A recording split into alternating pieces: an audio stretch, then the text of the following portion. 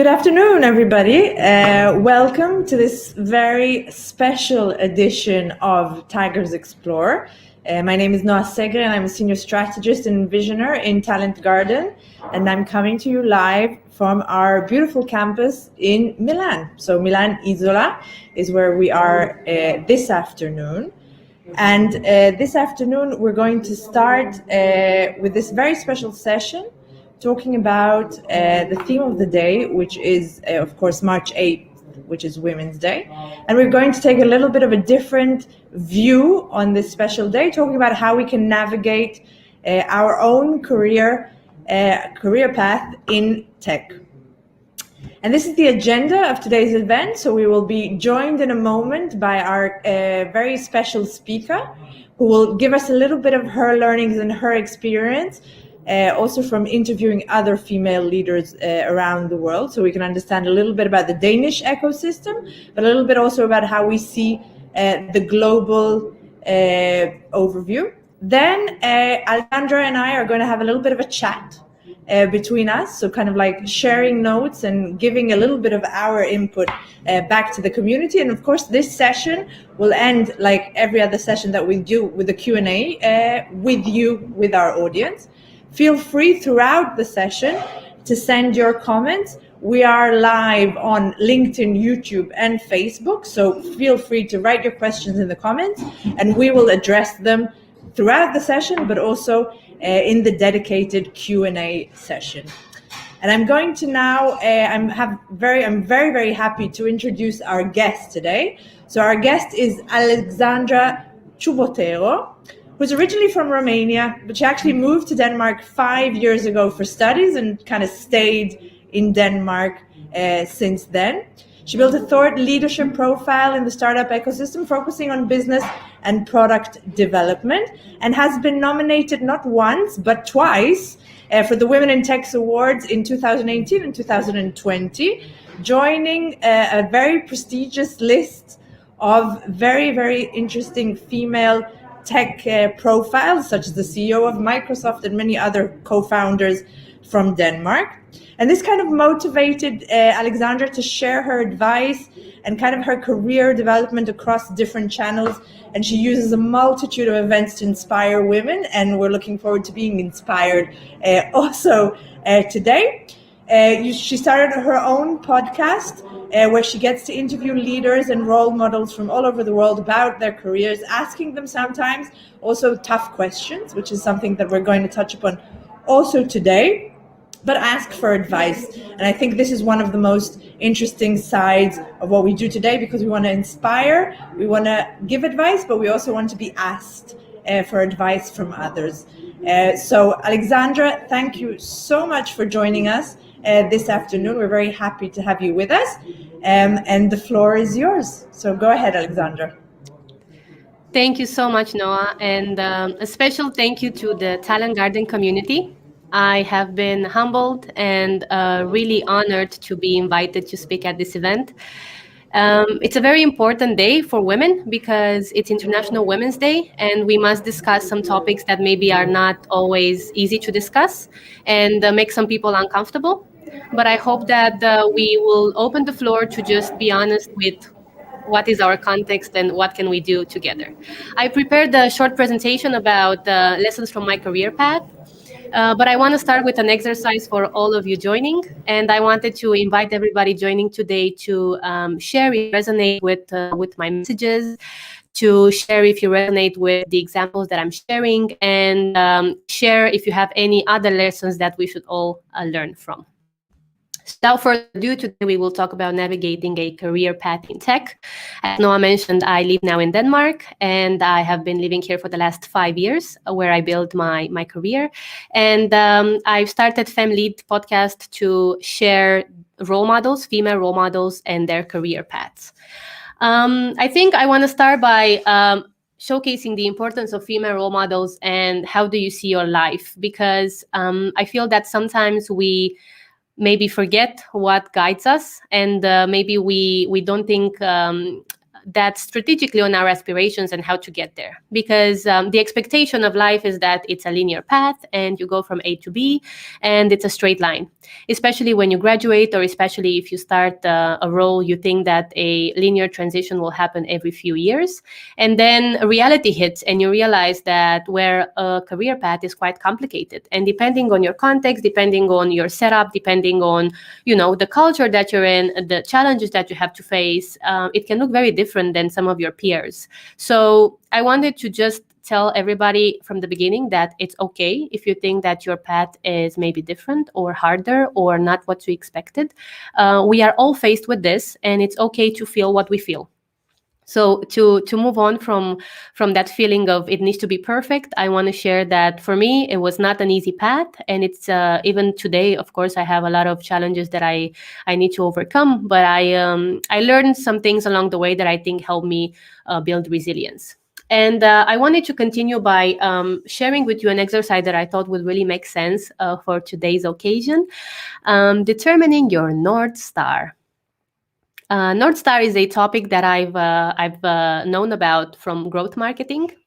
And in this setup, I discuss what guides you professionally. So there are a series of factors that once you start thinking about more and more, maybe you get some understanding of what you would want to have in your professional path. And those factors can be both personal and professional. It's quite important to do this exercise if you feel maybe that you are, unsure or stuck somehow with your situation, just to reflect on what you really want. And in order to determine your North Star, there are a couple of factors that you can take into account. These are factors that I decided to share, and this was a very great exercise shared at the Women in Product conference that I thought it's really relevant for today as well. So please feel free to choose what works for you. This is just a guiding exercise, if you may. So the first thing, job security. Knowing where you will work and that you have the security not to fear if you will be in that company or not. So for some of us, job security is a pretty important factor when we determine our North Star, what guides us in our career path. Knowing that where you will be offers you the security, where you will be working offers you the security of knowing that you will always have some sort of situation that is more or less made for you, and that you fit that role, and that you are welcome in the team. It's really something that will help you navigate your career path, because you don't want to feel every month that maybe it's not my place here. So having this job security feeling, it's part of some of our North Star. So it guides you in deciding what you want for your setup.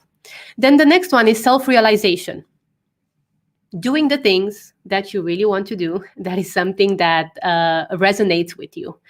Feeling that you work towards a mission that really resonates with you, and that you grow in that path. So self-realization, it's another important part of determining your North Star. Likewise, financial security. Very important. It's an important factor for your private life. Of course, you want to feel secure with money, and that you don't have to worry about providing for yourself and your family. You want to feel secure with money, maybe above basic needs, and feel that you are really striving towards the life that you want to live. So being in a place that offers you financial security, it's another factor in determining your North Star, for example, or it could be. The same goes with work-life balance, which now, of course, is being tackled more and more. But it is something that it's very important to discuss, because maybe in the Nordics, I live in Denmark, so we discuss work-life balance, and it's a topic that it's very tackled with colleagues. It's something that, it's an integral part of our lives. So we shouldn't just not discuss it. We shouldn't put it aside. But in other cultures, maybe it's not as discussed. Work-life balance is important because you cannot buy time with money. And you do need time for yourself. You need time for your family. Maybe you need time for a side project. Maybe you have hobbies that you want to engage in. So having that time for self and for your hobbies and so on is very important. I really suggest, if you feel that work-life balance is something that you need to add on your list, to discuss with your manager or with your team what are the opportunities within the company, because especially in the last years, companies have acknowledged the need for work-life balance. So they will help you, hopefully, in this journey, if it's not something that is part of a company culture yet. To a certain extent, personal growth and capabilities can be equally an important part in determining your North Star. Will this setup help me grow in my journey? And will I get new capabilities by doing those tasks? Will this company invest in me? Am I going to have some sort of setup where I can learn more? These are questions to ask yourself, especially if you want to feel satisfied with your current setup. The next thing is company culture and values. Is this company having the same values that I have? Are we in sync? I think that sometimes, and please correct me if you felt differently, but I feel sometimes people underestimate the importance of culture fit. When you feel you belong to that culture, that you go to work every single day, it really gives a different feeling than when you feel you don't belong there. So you feel like an outsider, or you're wondering whether this is the right fit for me. It's important to have that culture fit and to have the values of the company connected. So definitely a factor that I encourage all of you to consider. The next thing, job level and seniority. Is having the opportunity of progressing in your career an important part of your North Star, of what guides you in your career? Do you want to have those opportunities? Is the current setup offering you that opportunity, or in the future could offer you that opportunity? If this is important for you, how can you get closer to getting that factor in as well? So definitely another point to consider if it is something of interest to you. Likewise, horizontal and vertical experience, and this is the last factor that I outlined here. So do you want to become a generalist, or do you want to be an expert? Do you have the opportunity within the space that you're in to really deep dive into a subject, maybe even try different arrangements? And for example, in graduate programs, you have the opportunity of going in different departments to see what you would like more and what you would have a better fit with. Is this something that you want to experience? Do you have the option at your current place, or maybe you want to have it in order to explore those situations? So if this is something for you that is important, add it as part of determining your North Star, and put it as a factor that could guide your journey.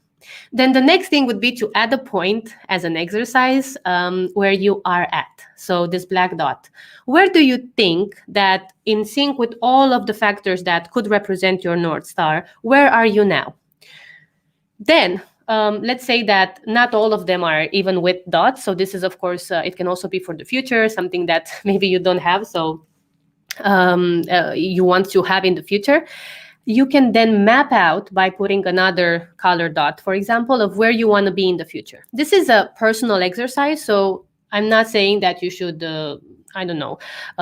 share this with all of your colleagues and say, I'm here, but I want to be here. But it's more like for you to consider, at the next opportunity, when I have a new job, or when I'm looking for a new job, or when I get the opportunity to progress in my career, will I get closer to some of those points in my North Star where I want to get closer to, like job level, seniority, or personal growth? Will I get closer to getting there? And this is an exercise that you can do every few months, or every time you change your position. But I think it would really help you map out, where is it that you want to go to, and in sync with what your factors that determine your guideline are, how can you get there? And you can even discuss some of those points with your manager, knowing, for example, that you would want to become closer to a vertical experience or more of an expert. Go to your manager and say, hey, I thought about it, and in the future I would like to be more of an expert in growth marketing. Is there a possibility for me to move into that direction? So kind of helping yourself getting there.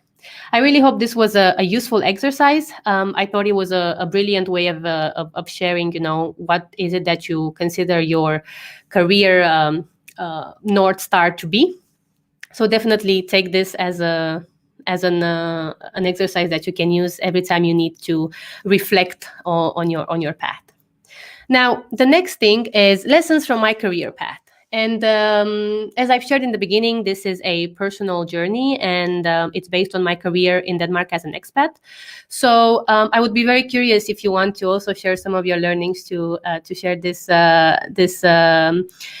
have this opportunity of learning from each other. I have 5 lessons that I'm going to go through in a few minutes, and then we're going to go to the fire chat. The first lesson that maybe I wish I knew earlier, it's your worth is not attached to a job title.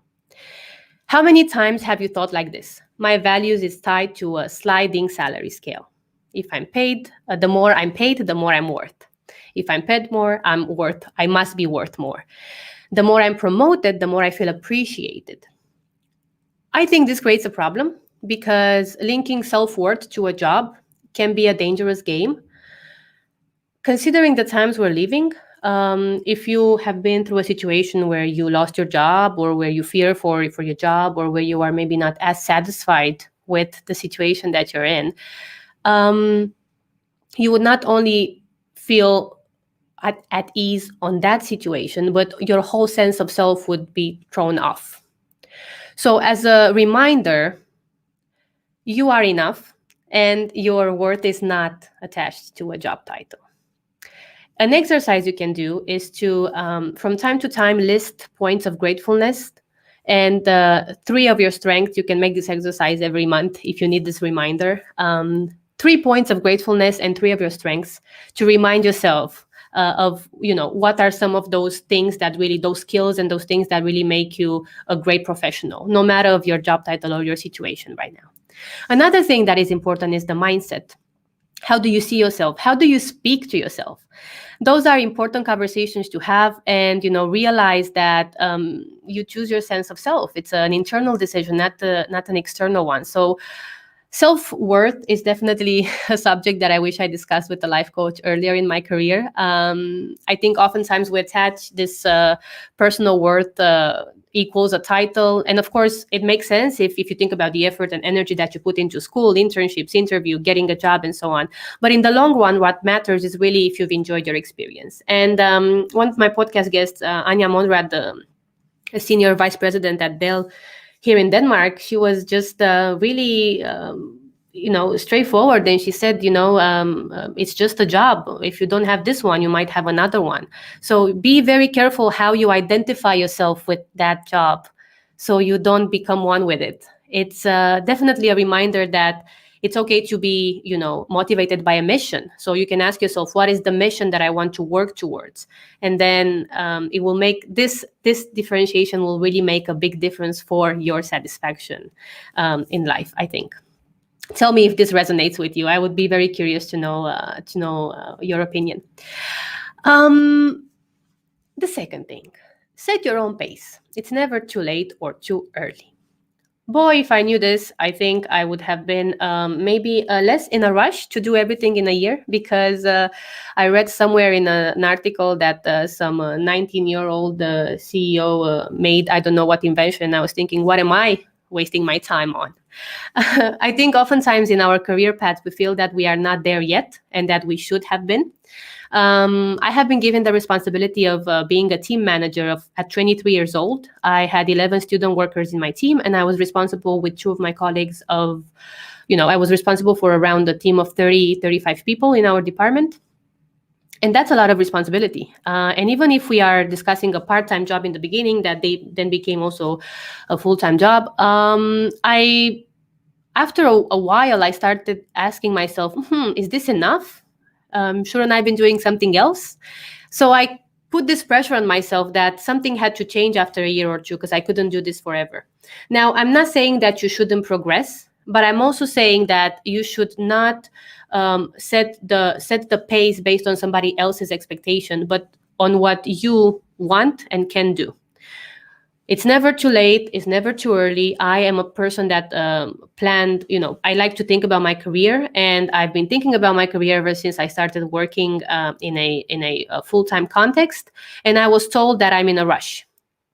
And that might be true for somebody, but for me, it was just the right thing that I felt was, okay, I want to progress from this experience to something else. And it's okay if you decide for yourself, okay, this is my process, and for me, this is my pace, and this is how I want to work. In the same time, the idea of running, I think it's very relevant for many of us, trying to do everything in a year. So please share if you have some experiences similar, because I would be very curious to know how you've navigated that.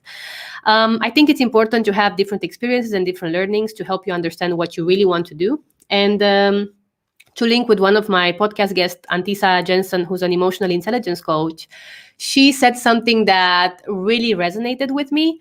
You can change your mind.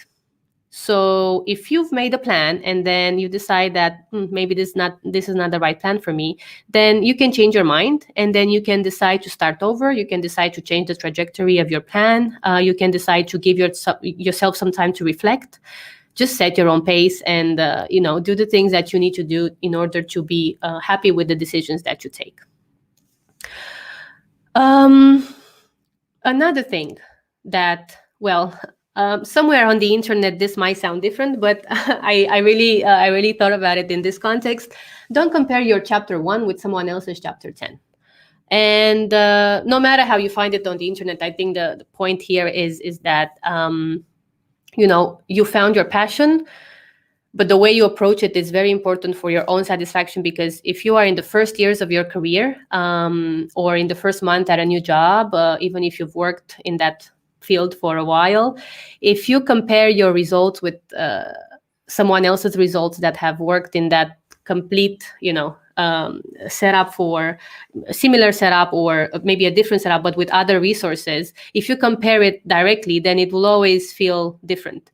So why do it? It's similar to setting your own pace and having your own trajectory. It's important to be aware of that.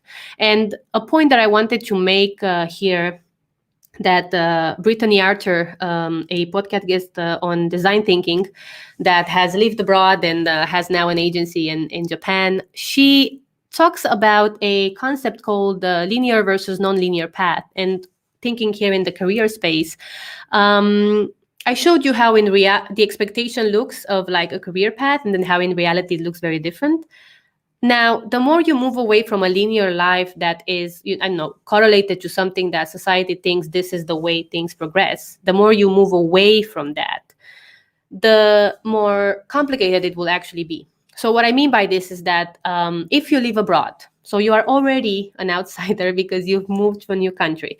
If you are looking for a job, in a new space that maybe you don't have a lot of experience in, of course it will be hard, because if you compare yourself to everybody that is joining that space that maybe has a different background or different, a setup, maybe they know they have a network, maybe they know somebody that they can talk to, of course it will look different. So thinking about linear versus non-linear path, it's really something to consider, that if you think something has a direct relation with a result, it's most likely not like that.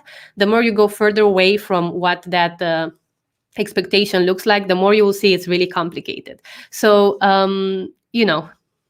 just be kind to yourself, and don't judge yourself too much for all the situations that maybe don't work out your way. Which takes me to choosing your battles. Probably my favorite lesson, something that, it really changed a bit the perspective on what I decided to take on as a professional, because you decide to move forward in work or in life a certain way. And sometimes not everything we want to happen will happen. So we might want to move forward with the project, we might want to collaborate with our colleagues or our coworkers in a certain way, or we might just want to avoid the subject altogether. We don't want to be part of that conversation, yet there we are. So for our own sake, it's important to make a decision and choose what we want to be invested in versus what we do not mind just letting be. There are some battles there that you might take on to prove a point, or to say, okay, this is really something very important for me. I'm going to spend my energy and all of my resources to work towards this. But there will be situations where you being part of that conversation in a very, engaged way might not make sense. And in this I don't know, as an exercise that I think could make sense is if you work with teams in different locations, and then you have some disagreements or some I don't know, you had some different understandings of a situation. Remind yourself that it can really look differently on the other side. So maybe try to communicate and see where the miscommunication is, rather than trying to prove that point over and over again, not meeting in the middle. And this was something that I learned the hard way in my career, because I was really invested in some situations that maybe I shouldn't have been. And it's okay not to win on all fronts, and just try to work towards teamwork and towards the mission of the organization that you're in. One of my podcast guests, Jada Haga, talking on management consulting, she really talked about focusing on the vision and being flexible on the details. So prioritizing what you put your energy into, but looking at the bigger picture rather than fixating on all of the small details. What is going to take you closer to your goal? What is it that is going to help you move forward in your plan? If it's something really small and maybe something that will not matter in a few years, then maybe it's not worth investing so much energy in.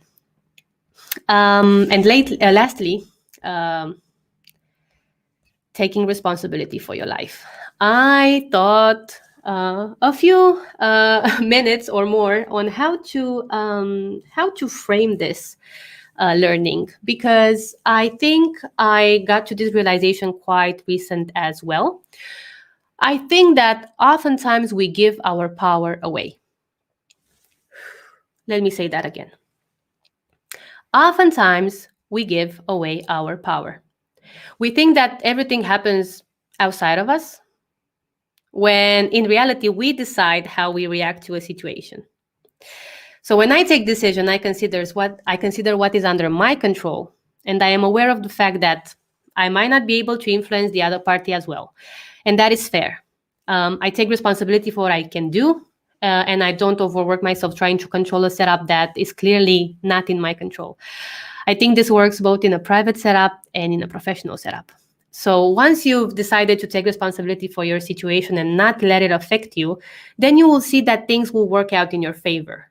And this is not about controlling your environment, because you really cannot control what's not within your power. So this piece of advice is really about deciding for yourself what you want to achieve and what life you want to build. And then the advice is to just ask for it. Ask for exactly what you want. Take responsibility for what you can do. And in some situation, asking exactly for what you need is the best decision. Asking for help, asking for support, asking for some time off, asking for a raise, asking for a promotion. And then if you ask directly, if you have this explicit conversation about, explicitly, I want to do this, and then you get the feedback that you get, then you decide how you take it from there. It works, in the same way of, if you get the feedback that you get, that you do great at work, for example, but you don't get a raise or a promotion, or you don't discuss that because it doesn't seem to be part of the conversation, but you want it to be part of the conversation, then you decide for yourself what you want to do. You can decide to start looking for something else. You can decide to restart this conversation, to move forward this conversation with a coach or with a mentor. If it's something important for you, take responsibility for it and say, hey, this is really important for me. I don't want to just let it be in there, and I'm just going to move forward with that. Taking responsibility for your life is about making conscious decisions to help live the life that you want. I noted that down because I really wanted to mention it. And with that one last piece of advice, I really want to thank you for your time. If you will allow me a bonus message that I thought of sharing today before the live stream, what I learned in the last year is that self-love is a topic that we do not discuss enough. And on Women's Day, I want to remind all the ladies joining that you deserve the best in life. And if you feel you are searching for the best in life, then that is your right. And it's important to love yourself first, because we cannot give to others if our own cup is not filled. We will only compromise on our well-being. Thank you all for listening. I hope this was useful and that you felt inspired and you resonated with my message. Wow, Alexandra, I'm speechless. I have to say, I'm speechless. Thank you so much. I think that the message of self-love is so important, not just for women, for everyone at this moment. And I think it's very important that we realize that, first of all, we need to really, really love ourselves. And only when we get to that point can we actually succeed in everything else that we do. But all these points that you spoke about self-realization and, being able to change your mind and taking control over your life, but also, setting your own pace. And not comparing yourself to your chapter 1 to somebody else's chapter 10 is something I remember. Britney Spears is 3 months older than me, and when I was 18, I kind of looked back and I said, how did she do everything that she did? And I haven't done anything yet. So I think it's a very, very valid point. So thank you very much for all of your beautiful insights. And I'm going to throw at you a few questions, and we can have like a little bit of a chat about that. Thinking a lot about what you said, I think that, I think that we're both of us are women, expats. So we both work in the world of technology and innovation. We live in countries that are not our homeland, but that we moved, and we used to work in our country, we moved to another country, and we're women, which are two hurdles put in one, in a sense or another. I remember when I moved to Milan 3 years ago, that I think it was the first time where I realized that I really had to ask for help, but not help because I was helpless, but help because I needed support. And I remember that one of the things that was really, really a turning point in my experience of living in a new country was meeting this woman who I am now very proud to say she's my friend, a very successful lawyer in Milan. And I remember coming to her and I said, you know what, I'm kind of clueless, I'm kind of lost, I don't know what I'm doing, I'm not sure that I made the right choice, maybe I should just go back home. And she looked at me and she said, you know what, let's take it one step at a time and see what we can do. And she said, the most important thing that we always have to remember is that women have to help women. It's not a competition, but if we don't help each other, nobody's going to help us. And from that moment, I remember like my whole mind switched, and a lot of my experiences of then turning Milan into my home was that sentence when she said, you know what, we're here to help. So we can do this together. Definitely. You're not alone. Yeah. You can always change your mind, but let's give it a shot. Yeah. What was your experience moving into a whole new country, new language, new culture, new everything? Wow, it was very hard. It was very hard, and I only felt comfortable talking about this sort of this story after a few years, because I had a huge culture shock moving to Denmark. In Romania, we are just a different culture altogether, and people are very easygoing also with their personal life, so they overshare sometimes. And in Denmark, people are very private. So I remember my first few weeks, I was wondering, why doesn't any of the people here want to be my friends? I just moved here with the purpose of, having this sort of setup where I make friends, and why is this not happening? And I feel that not knowing that, not having any sort of preparation was really hard. But I think within 6 months, I was like, okay, this is going to be okay. But it took me a few months to get used to it. I think the culture shock was quite big. And, it's a very competitive market. I came here with the idea that I will be a student worker. And so does every European citizen who can study in Denmark for free. So everybody has an equal chance of applying for all the jobs. And it took me a few months to find a job, even if I had experience before. And that was a huge eye-opener, because I was always a hustler before, and I thought, I'm just going to go there and tell them I want to work for them. And then they were like, hey, you and many other people that do this. So, it was a wake-up call. Yeah, it was an experience that I don't know if I would want to have it the same, because at some point I was really like, oh, am I in the right spot here. But I met some amazing friends, and now I call Denmark my home. So yeah. No, it is. It's a question of getting used to things, and it's a challenge. We can surely be a challenge, but I think that if we, as let's say now older expats, but also local people, if we realize that people are struggling and we can be helpful, this is something that I always think that is key. If we can help as much as we've been helped, I think it makes us stronger in the end of the day when we move forward. And I think that's a very valid point. I'm going to remind our audience that if you have any questions for me or for Alexandra or for us, or you want to throw at us, please feel free to use the chat. Thank you for your comments so far. They're beautiful and we appreciate them very much. Another topic that I wanted to touch upon together with you is something that we always discuss about when we talk about, especially how can we help promote women in tech, or how can we help promote career paths in the world of technology. And a lot of times what we say, and we've realized over the years, is that the one thing that is missing sometimes is these female role models that young women, younger women, or even older women can have when they're trying to create their career path. For me, I have to say that I have we have a shared role model that we discussed about, which is, of course, the very successful Ariana Huffington, who for me has been an inspiration, really, coming from a small place in Greece and really creating her own career, her own family, and moving forward, and being a very successful woman, very smart. And I love to hear her speak because she has a lot of very interesting insights. Is one type of role model that I have. Another type of role model that I have, which I've had the opportunity very much luckily to cooperate with, is the former vice president of Vivendi in Paris, Agnès Touraine, who for me is an exceptional businesswoman who I'm in awe that I was in the same room with her for so many times.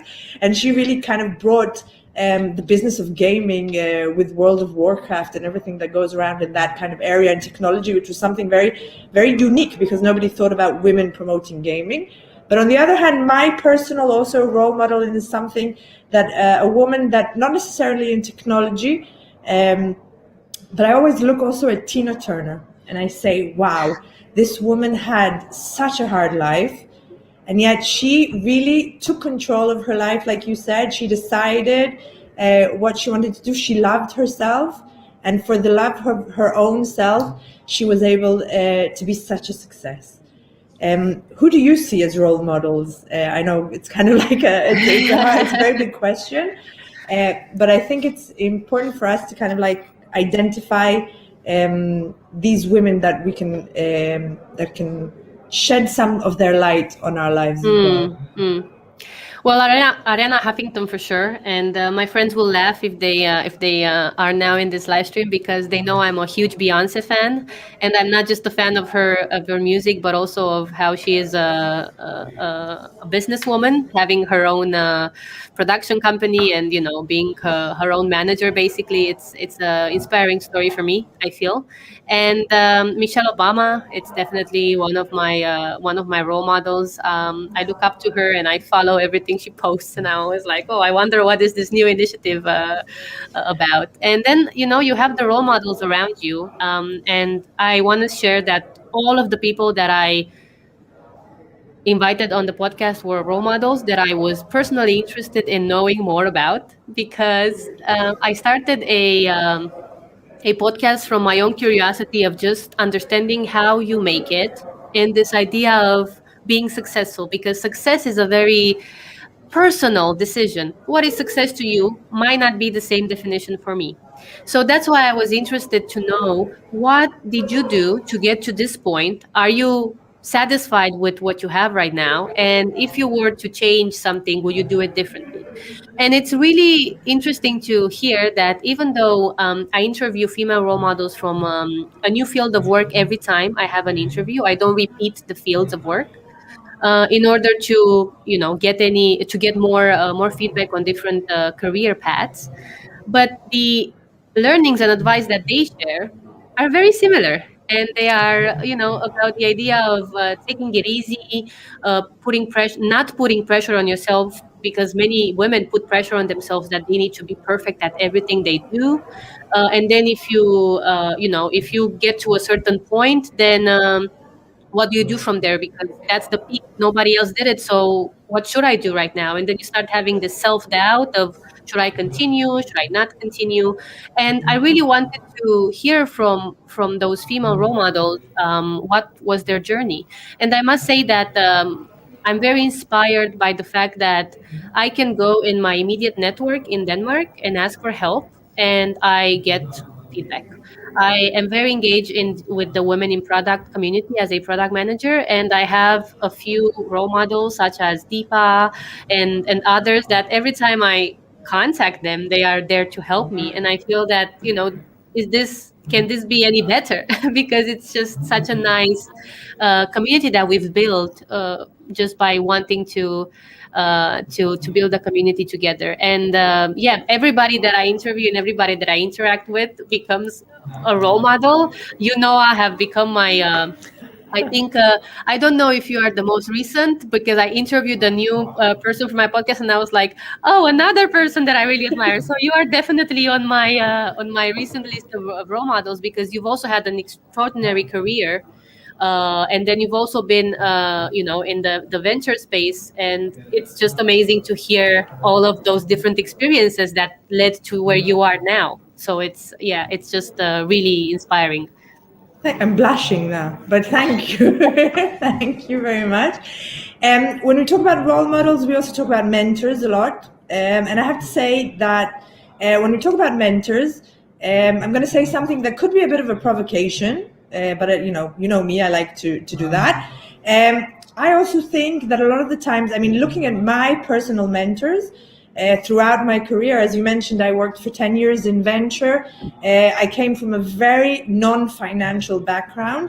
So my mentors really had taught me everything I know, but they're still my mentors. The only difference being that I have a mixture of mentors that are female and also male.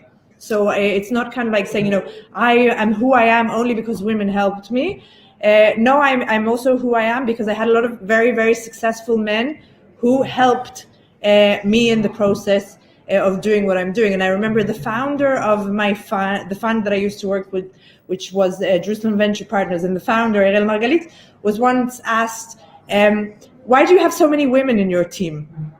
Because it was a fund that had a 50-50 female-male ratio, which is very strange in the venture world. And he said, I have a lot of women on my team, not because they're women, but because they're exceptional professionals.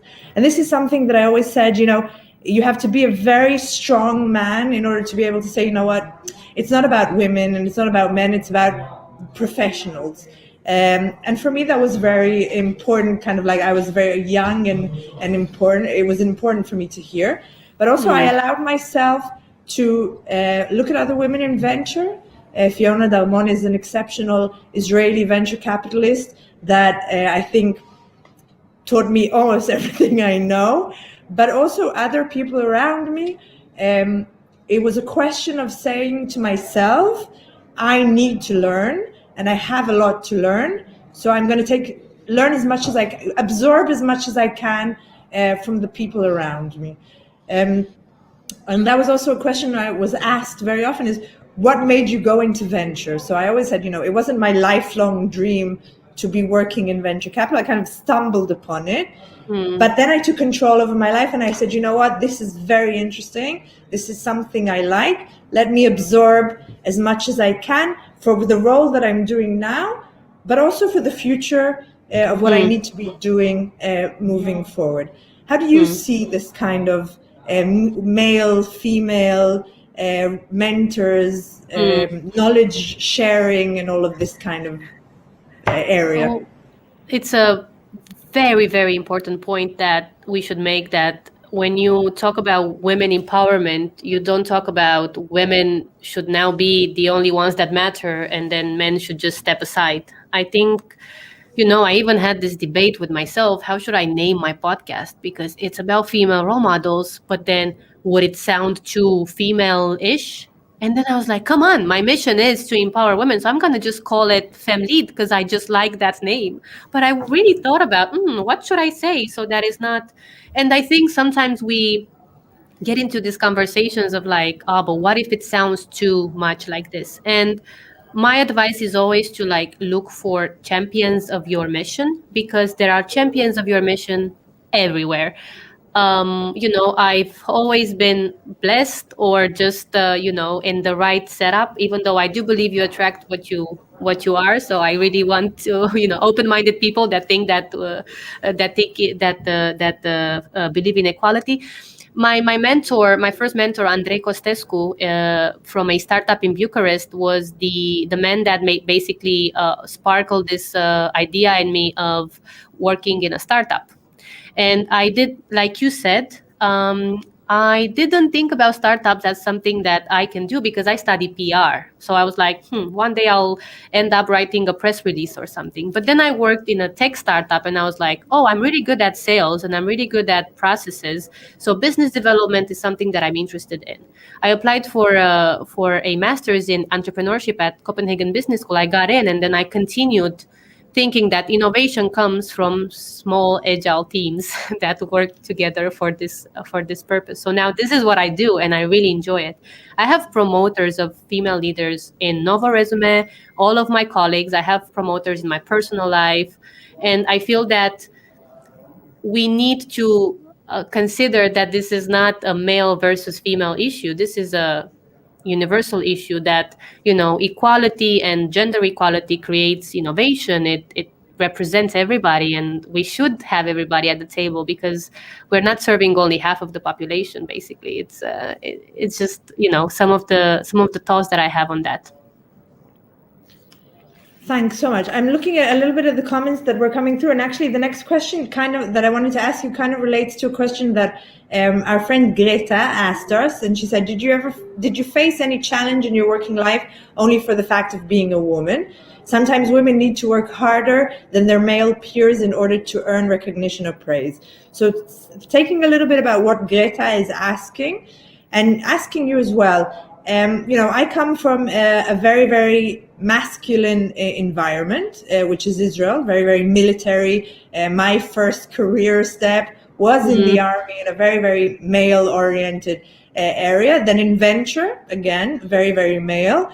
And then I moved to Italy, which is taking steps forward, but still there's a lot to do. I'm very happy and honored that the company that I work for right now, Talent Garden, has actually a majority of female employees, which I think is a very, very important step, an important thing to make clear as we move forward. But it's not been easy. I'm going to add also that being a blonde woman in some of these circumstances makes it even harder. Being a foreigner is another hurdle that we have to go through. But I think that I faced many challenges of being the only woman in a room many times, or being mistaken as the person that is supposed to bring coffee instead of the person that is actually giving you your financial status as you're moving forward. But then I think that the way for me to overcome this challenge was to be very confident and saying, no, sorry, I'm actually here for something else, and not apologizing. So not saying, excuse me, I'm here, but being very confident in my standing. It's not easy. Sometimes you stand in front of very, very powerful men, and it's a challenge. But it's a challenge that I kind of send everybody to go on this challenge. It's very, very empowering to overcome this kind of challenge in our day-to-day life. Do you think, though, we're seeing in the tech work and workplaces, and let's say in the innovation environment, moving forward? Are we going towards a more equal kind of ecosystem, or do we still have huge leaps and steps and boundaries to go through? How are you seeing it right now? Yeah. Well, to just reply 1 second to Greta's comment, I think that, in different organizations, it will be harder for women to just make a point because of all the different levels of just stereotyping or ideas that people have about what the role should be. But I think that it's really important to stand up for yourself, and of course it's not for everybody, and not everybody will feel comfortable, so just do whatever is comfortable to you. But also, if you know that you are competent and that you should be there and that you have all the right criteria, there will be a place for you that will appreciate that if the current place doesn't. That is for sure. So I feel that, you should never doubt yourself just knowing all of the things that you know, because somebody has some different ideas of how the world should look like, and maybe you don't relate, maybe you don't even need to be there. Taking responsibility for your life, choosing your battles, all of those ideas resonate with this. Where are you, and where you need to go in order to fulfill what your career path is. And in this line of women in tech, I feel that the changes that we're seeing is that the more we share stories of role models, the more people say, "Oh, that's amazing. I also have an amazing woman in my network that did that." When I shared with my male friends the fact that I'm starting a podcast on promoting female role models, and this is true story, I had many of them replying, "Oh, do you need people that are like super amazing? Because I have a list of females that I can write to you that have impacted my career so much. And I would love to just share the names of some of them, because I think you should interview them about their careers, because I think everybody should know what they did."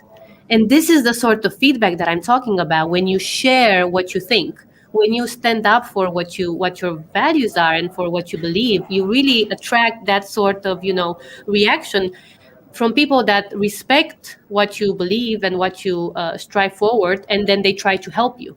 Of course, you will also attract different sort of other impressions, but then you select not to spend your time on it. It's really fair. Like, of course, you might be in the right place, but in the wrong place. Sorry, but like Nicole mentioned here, one moment in my life that I'll never forget. I once worked as an MD for a tech startup, and the CEO of the group once introduced me in a meeting. I invited her here to have a woman in the call.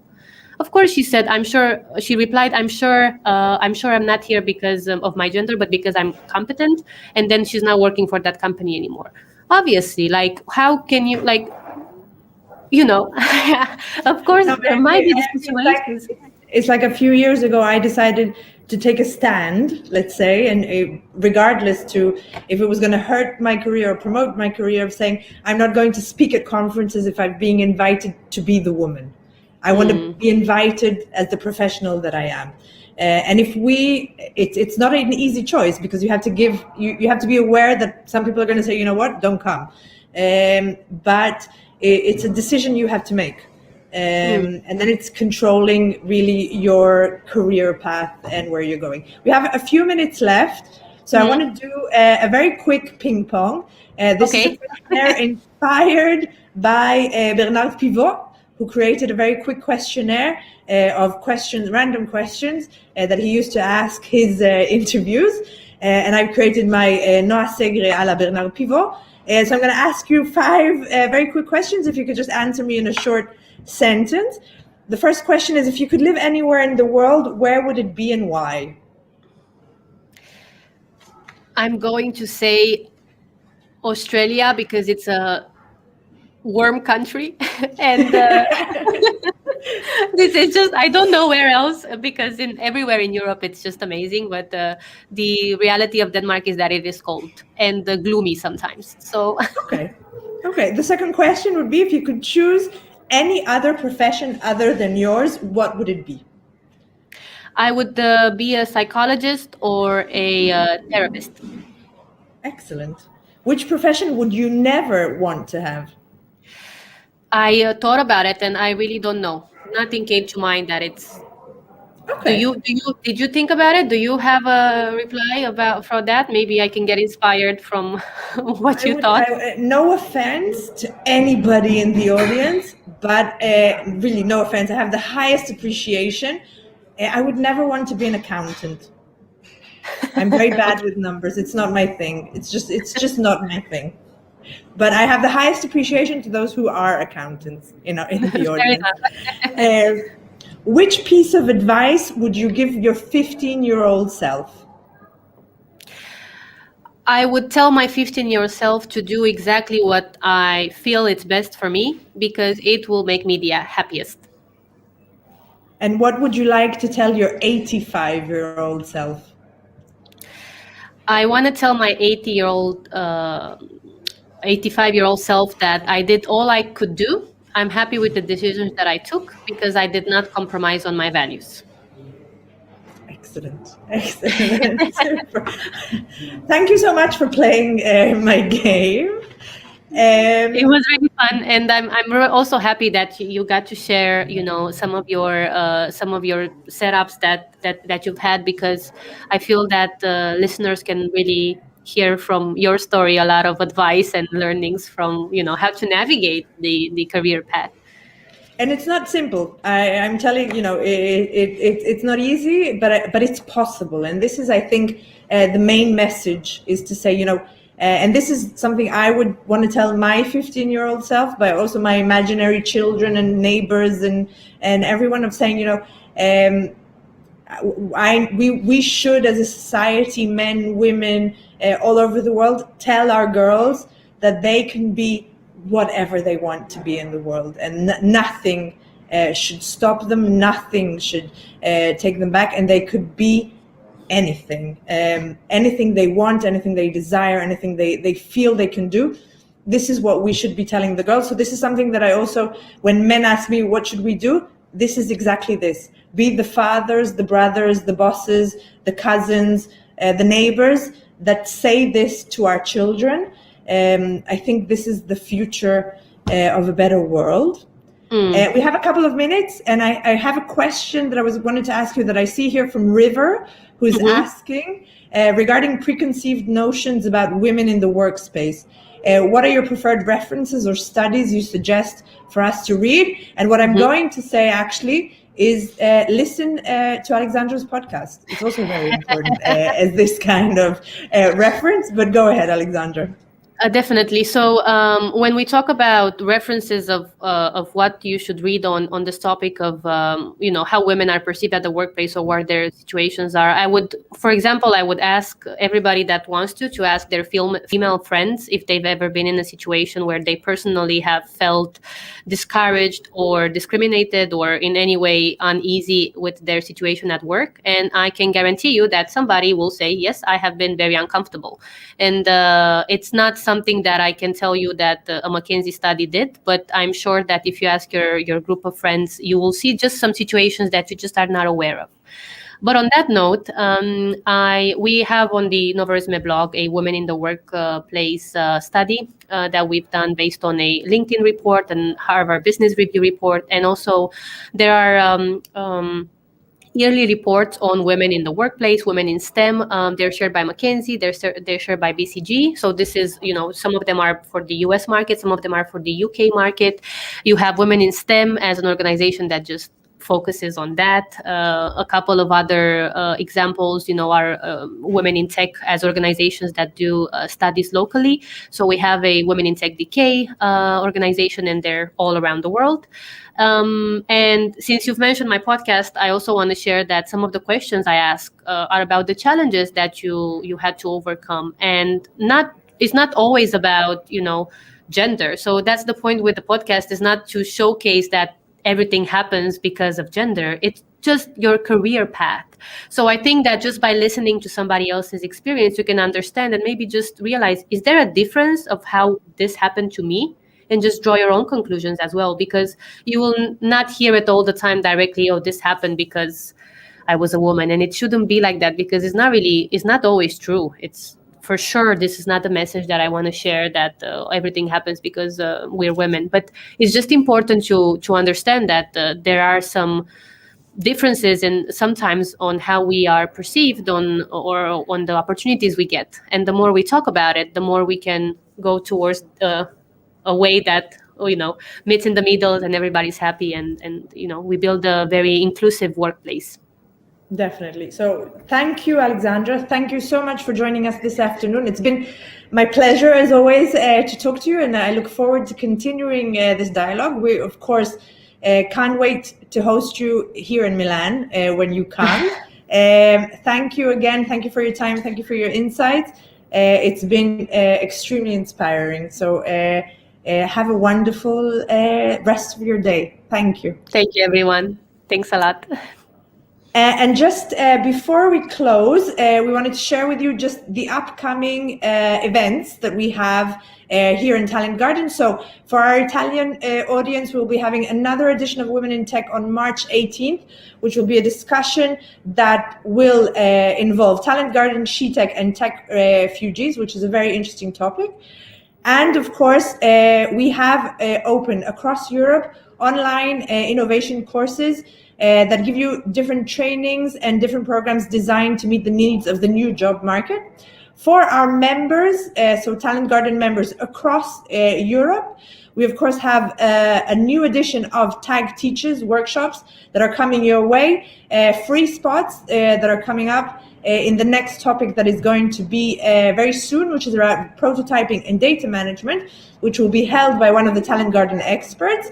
And of course, we'll be starting to offer our members across Europe a mentorship program. All of this, you can find all this information and more on the Talent Garden channels on LinkedIn, Facebook, Instagram, Twitter, and of course on our website, www.talentgarden.com. You will also be receiving a follow-up email to all of those who attended this beautiful event. And one last thing, if we can, just to ask you, thank you for your time. Thank you for joining us. If you have a moment to scan this barcode and give us some feedback about this session and about other sessions that we're holding in Talent Garden, we're always extremely happy to hear from you, learn from you, and try to answer your needs moving forward. So I want to thank very much, of course, Chiara, who's sitting here with me, the director of this event, Louise and Alina in Denmark, who have helped us, Natalia, and all the wonderful team in Talent Garden that put this event together, reminding our children, reminding our girls, reminding our boys that they can do whatever they want in the world, will be the future of women in tech. I thank you for being with us and have a wonderful week. Goodbye.